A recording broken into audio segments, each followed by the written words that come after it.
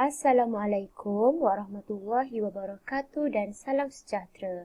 Okey, baiklah. Untuk kelas hari ini, cikgu akan sambung dengan subtopik yang terakhir dalam bab 4, iaitu 4.3, pengekstrakan logam daripada bijihnya. Okey, dalam masa yang sama, boleh refer pada buku teks, muka surat 137 hingga 141. Okey, jadi untuk kelas hari ini, apa dia objektif pembelajaran yang murid perlu capai?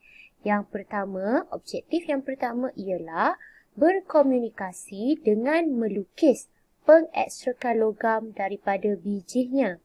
So, itu adalah objektif yang pertama. Objektif yang kedua pula ialah murid dapat menjana idea untuk menyelesaikan masalah kesan buruk daripada aktiviti perlombongan yang tidak dirancang dengan baik kepada semua hidupan di bumi. So, ini adalah dua objektif yang kita nak capai pada kelas hari ini. Okey, jadi cikgu akan terus masuk kepada isi kandungan pembelajaran. Okey, kita nak belajar tentang pengekstrakan logam. So, apa yang dimaksudkan dengan pengekstrakan logam ini? Okey, pengekstrakan logam ialah satu proses. Okey, satu proses di mana untuk memperoleh sesuatu logam daripada bijihnya. Okey, apa yang dimaksudkan logam daripada bijihnya? Okey, cikgu bagi contoh. Kalau kita back to the first theory yang kita belajar, dalam kerak bumi ada mineral. So, mineral yang ada dalam kerak bumi terbahagi kepada dua, iaitu unsur dan juga sebatian. So, sebatian itu yang kita faham ialah sebatian akan merangkumi ataupun mengandungi beberapa unsur. So, daripada sebatian yang kita dapat, cikgu bagi contoh sebagai hematit ataupun bauksit. Okey, daripada hematit atau bauksit, iaitu sebatian yang kita peroleh itu, kita nak dapatkan logamnya sahaja. Dengan cara apa? Dengan cara atau proses pengekstrakan logam. Okey, jadi pengekstrakan logam ini kena faham. Tak semua logam kita boleh ekstrak. Okey, cikgu ulang. Tak semua logam boleh ekstrak. Dan untuk mengekstrakkan logam ini ada beberapa kaedah ataupun ada beberapa cara. Okey, kita tengok yang pertama. Okey, di sini kita tengok bahagian logam yang terdapat di atas kedudukan karbon. Sebagai contoh, kita ada logam kalium, natrium, kalsium, magnesium dan aluminium. So, ini adalah 5 logam yang terdapat pada kedudukan atas karbon. So, untuk kita ekstrakkan logam ini, kita akan gunakan cara elektrolisis. So, cara elektrolisis ataupun pengekstrakan melalui elektrolisis ini, kita tak cover dalam silibus form 3. Kita akan belajar pada tingkatan 4 dan juga tingkatan 5. So, yang ini kita hold dulu. Okey, next. Okey, ini adalah kaedah yang kedua. Kaedah pengekstrakan yang kedua yang kita nak belajar pada hari ini. Okey, logam yang terlibat adalah logam yang berada kedudukan dia di bawah karbon. So, apa dia logam yang terlibat? Okey, logam yang terlibat ialah zinc, ferrum, timah dan juga plumbum. So, ini adalah 4 logam yang terlibat. Okey, di mana kita nak ekstrakkan logamnya, kita akan gunakan kaedah pengekstrakan melalui penurunan oksida logam oleh karbon. Okey, so kita tengok pula untuk kuprum dan merkuri. Untuk kuprum dan merkuri, pengekstrakan logam dilakukan melalui pemanasan terus sebatian logam tersebut. So, maksudnya tak ada dah campuran antara sekian logam dengan sekian unsur, tak ada dah. Sebab apa? Pengekstrakan logam ini kita lakukan dengan cara kita panaskan terus sebatian logam tersebut. Okey, dan yang last sekali adalah argentum dan emas. Okey, argentum ini adalah perak. So, perak dan emas kena faham dia tak boleh diekstrakkan lagi. Sebab apa? perak dan emas ini sememangnya wujud dalam bentuk unsur dalam kerak bumi. So, tak perlulah dah kita nak ekstrak perak ataupun emas. Okey, so itu adalah kaedah pengekstrakan logam. Okey, yang pertama kena ingat, tak semua logam kita perlu ekstrak. Okey, dan certain logam, okey, ada kaedah tertentu untuk kita ekstrakkan. Sebagai contoh, menggunakan kaedah elektrolisis. Okey, kemudian kita gunakan kaedah penurunan oksida logam oleh karbon. Dan juga kita boleh menggunakan kaedah secara pemanasan terus. Okey, seterusnya cikgu nak masuk terus kepada proses pengekstrakan. Okey, kita tahu proses pengekstrakan adalah di mana kita nak dapatkan logam daripada bijinya. Tapi macam mana proses tersebut terjadi? So, di sini kita akan belajar. Okey, yang pertama, refer pada nombor 1. Okey, sebelum cikgu terlupa, gambar raja ini, okey, ini adalah relau bagas. Kita panggil sebagai relau bagas. Okey, kita tengok nombor 1. Okey, nombor 1 di bahagian atas relau bagas. Okey, pada nombor 1 kita tengok apa yang terjadi. Campuran biji besi atau oksida besi yang telah dipekatkan bersama dengan arang kok dan juga batu kapur dimasukkan ke dalam relau bagas melalui bahagian atas relau bagas. Okey, so apa yang cikgu boleh cakap di sini ialah pada bahagian nombor 1 ini akan ada 3 campuran yang terlibat. Yang pertama ialah oksida besi ataupun oksida logam lah. Okey, yang kita nak ekstrakkan. Okey, kalau kita nak ekstrak zinc oksida, okey, itulah dia yang kita nak ekstrakkan. Okey, dan kemudian kita akan campurkan sekali dengan arang kok. Okey, arang kok ini memainkan peranan sebagai karbon. Okey, kita tahu kan proses pengekstrakan yang kita nak belajar ini melalui kaedah penurunan logam oleh karbon. So, kita perlukan karbon. So, karbon itu dapatnya daripada mana? Daripada arang kok itu. Dan kita masukkan juga batu kapur.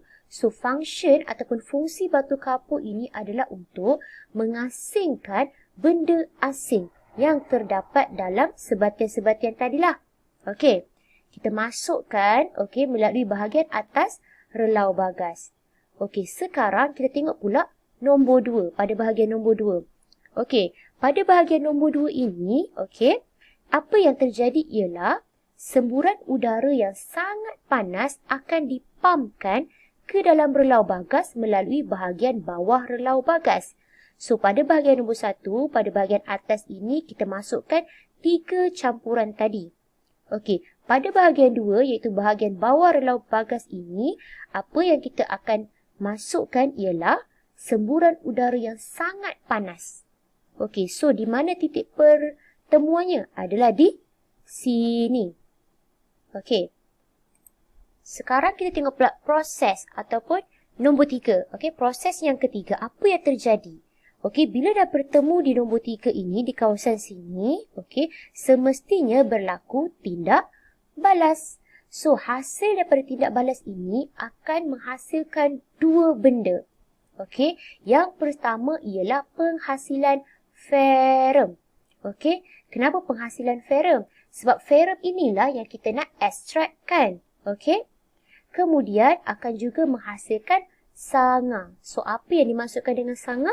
Okey, kita akan tengok kemudian. Okey, kita fokuskan dulu kepada penghasilan ferrum. Okey, untuk penghasilan ferrum. Okey, arang kok atau karbon bertindak balas dengan oksigen dalam udara panas untuk menghasilkan karbon dioksida dan juga haba. So, kita tahu tadi, ada 3 sebatian yang terlibat. Iaitu, apa yang kita nak ekstrakkan? Logam oksida yang kita nak ekstrakkan. Itu yang pertama. Yang kedua, kita ada arang kok ataupun karbon. Dan yang ketiga adalah batu kapur. So, itu adalah 3 campuran yang kita masukkan pada step yang pertama. So, bila penghasilan ferrum, ini terjadi bila mana karbon bertindak balas dengan oksigen. Oksigen ini datangnya daripada mana? Oksigen ini datangnya daripada udara panas yang kita pumpkan tadi. So, apa yang terhasil ialah karbon dioksida. Okey, karbon dioksida yang terhasil akan bertindak balas sekali lagi dengan arang kop panas yang selebihnya untuk membentuk karbon monoksida yang mana merupakan ejen penurunan yang kuat. Okey, kalau karbon, karbon juga merupakan ejen penurunan yang kuat, tetapi karbon monoksida lebih kuat. Okey, so daripada karbon dioksida ini bertindak balas dengan karbon yang berlebihan daripada arang kop tadi akan menghasilkan karbon monoksida. So, cikgu rasa familiar kan dengan karbon monoksida? Karbon monoksida ni adalah basicnya atau familiar yang paling kita selalu kaitkan adalah dengan asap kereta. Okey, so karbon monoksida dan karbon ini adalah ejen penurunan yang mana menurunkan oksida besi kepada besi. So, kena tahu juga untuk ferrum, kita ada ferrum 3 dan juga ferrum 2. So, untuk kedua-dua jenis ferrum ini, ferrum 3 oksida bila mana bertindak balas dengan karbon akan menghasilkan logam ferrum plus karbon dioksida. Sama juga kalau ferrum 3 oksida bertindak balas dengan karbon monoksida juga akan menghasilkan logam ferrum plus karbon dioksida. Okey, sama juga kalau ferrum 2. Ferrum 2 oksida bertindak balas dengan karbon akan menghasilkan logam ferrum dan juga karbon dioksida. Manakala kalau ferrum 2 oksida bertindak balas dengan karbon monoksida juga akan menghasilkan logam ferrum dan juga karbon dioksida. Okey, so itu adalah penghasilan yang pertama iaitu penghasilan ferrum. So, kita tengok pula, penghasilan yang kedua iaitu penghasilan sanga. So, penghasilan sanga ini ialah apabila batu kapur yang kita masukkan tadi ataupun kita kenali juga sebagai kalsium karbonat, akan terurai untuk membentuk kalsium oksida dan karbon dioksida. So, ini adalah persamaan perkataannya. Karbon karbonat, bila terurai akan membentuk kalsium oksida dan juga karbon dioksida. So, kalsium oksida yang kita peroleh ini, yang telah terurai ini, akan bertindak balas dengan benda asing seperti apa? Seperti pasir ataupun silikon dioksida dalam biji besi untuk membentuk sanga atau kalsium silikat. So, sanga atau kalsium silikat ini kita kenali juga sebagai lebihan leburan. So ini adalah persamaan perkataannya. Karbon oksida plus silikon dioksida akan menghasilkan kalsium silikat. Alright. So yang last kali, pada suhu yang tinggi di dalam relau bagas, adalah dua kesimpulan yang kita boleh buatlah, dua hasil. Yang pertama, apa yang terhasil ialah ferrum. So, ferrum akan terhasil dalam keadaan leburan ataupun melebur.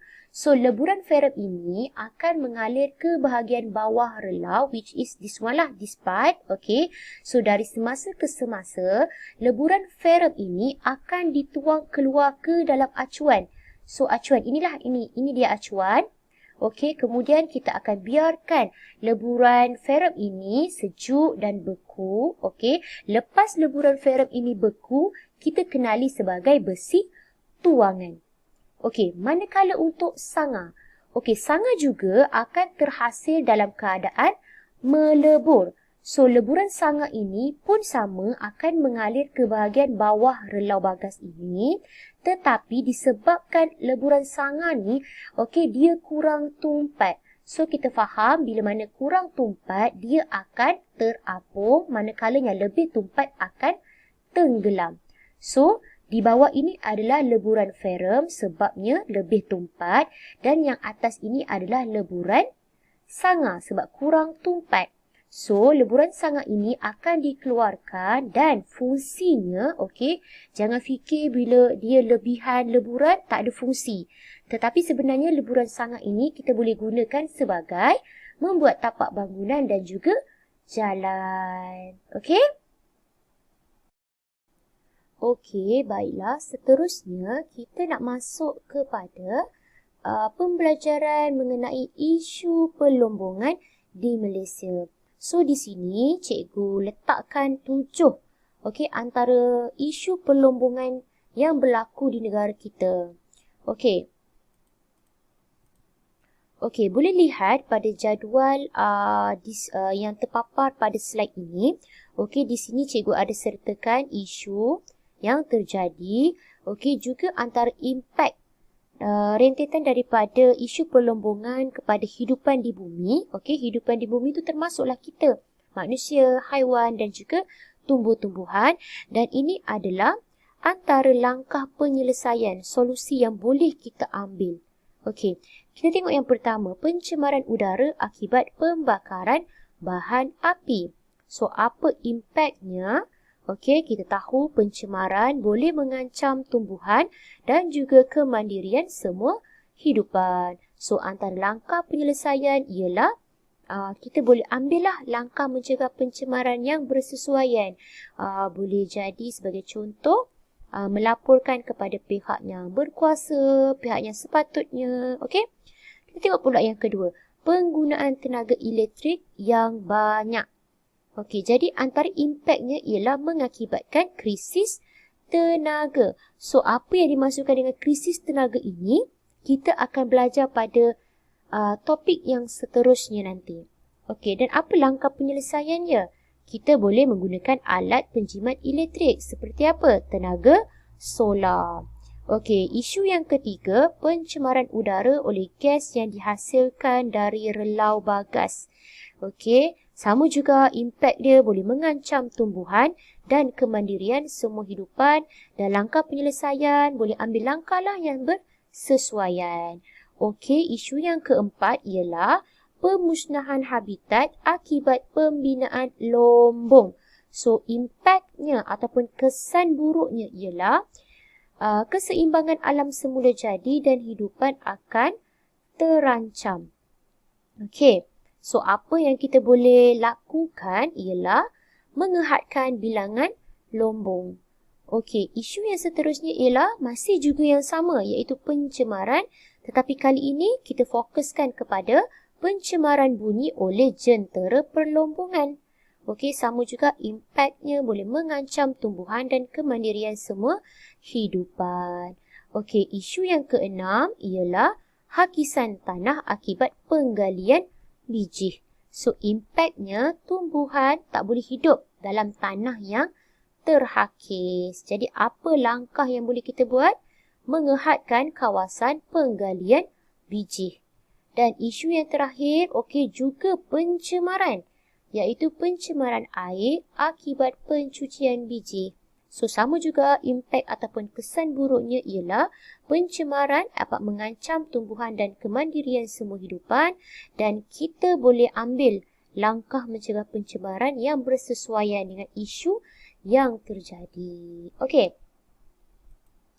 Jadi, secara rumusan dan kesimpulan yang boleh kita buat ialah hari ini kita belajar tentang dua perkara. Yang pertama tentang proses pengekstrakan logam. Yang mana kita tahu, okey, untuk kita ekstrakkan logam ada beberapa kaedah tertentu. Okey, dan tak semua logam kita boleh ekstrakkan.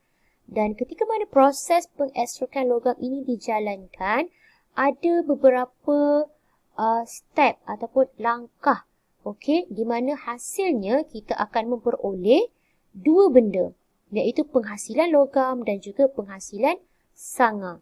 Okey, itu adalah secara ringkaslah tentang proses pengekstrakan logam. Dan yang kedua kita fokuskan di sini ialah isu perlombongan di Malaysia. Sebabnya kita tahu di Malaysia sebenarnya isu perlombongan ini bukanlah sesuatu yang asing lagi. Jadi isu yang berlaku kita selitkan juga dengan apa impak ataupun kesan buruk rentetan daripada isu tersebut. Dan yang terakhir sekali kita boleh fikirkan apa dia langkah yang bersesuaian dengan isu yang terjadi itu. So, cikgu rasa setakat ini sahaja untuk kelas hari ini untuk subtopik 4.3. Cikgu harap semua dapat dan semua faham. Itu sahaja. Sekian. Terima kasih.